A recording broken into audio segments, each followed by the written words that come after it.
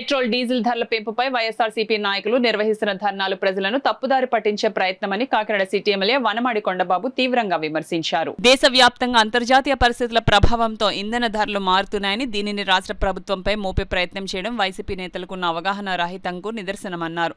Kakinada smart city కార్యాలయంలో city MLA Vanamadi Kondababu మీడియాతో మాట్లాడారు.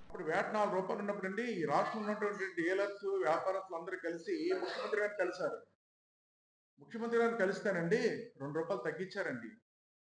₹4ది ₹2 తగ్గించారు ఆ రోజున 2018లో. తర్వాత అండి వాళ్ళ అధికారంలోకి వచ్చారండి. జగన్మోహన్ రెడ్డి ముఖ్యమంత్రి అయ్యారండి. ₹2 మళ్ళీ ₹4 చేశాడండి ఆయన. ₹4 చేయడమే కాకుండా రోడ్ ట్యాక్స్ అని చెప్పి ఇంకో రూపాయి అదనంగా వేశారండి.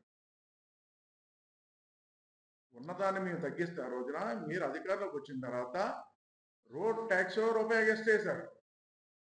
₹4 మీరు ₹2 చెప్తే మీరు ₹4 చేస్తారు. ₹5. ఈవేళ అందరూ రోడ్డు మాట్లాడుతున్నారు. రోడ్డు మీద వచ్చి ఎమ్మెల్యే చంద్రశేఖర్ రెడ్డి కూడా మాట్లాడుతున్నారండి.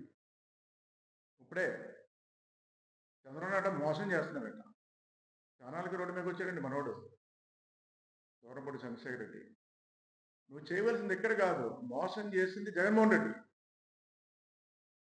నువ్వు ధర్నా చేయవలసింది జగన్మోహన్ రెడ్డి దగ్గర చేయాలి. నువ్వు ఆ రోజు పంచిపెట్టే ఈరోజు వ్యాట్ ఈ విధంగా రాష్ట్ర ప్రజలకి భారం పడ్డదని నువ్వు చెప్పాలి, గుర్తు చేయాలి జగన్మోహన్ రెడ్డికి.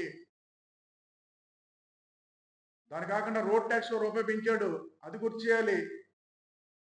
డీజిల్ పైన ₹3 పెంచింది ఈరోజు ఆంధ్రప్రదేశ్ ప్రభుత్వం కాదు. ఆంధ్రప్రదేశ్ ప్రభుత్వానికి ఆదాయం రాదు. అది ముందు తెలుసుకోవాలి మీరు. ఏదైనప్పుడు కూడా ఈరోజు ఉన్నటువంటి పరిస్థితులు, దేశవ్యాప్తంగా జరుగుతున్నటువంటి యుద్ధం వల్ల ఈరోజు ఈ పరిస్థితులు వచ్చినాయి. ఈ ప్రభుత్వం పెంచింది కాదన్న విషయాన్ని ఈ రాష్ట్ర ప్రజలకి, మరి ముఖ్యంగా వైసీపీకి నాయకులకి, కార్యకర్తలకి విజ్ఞప్తి చేస్తున్నాం.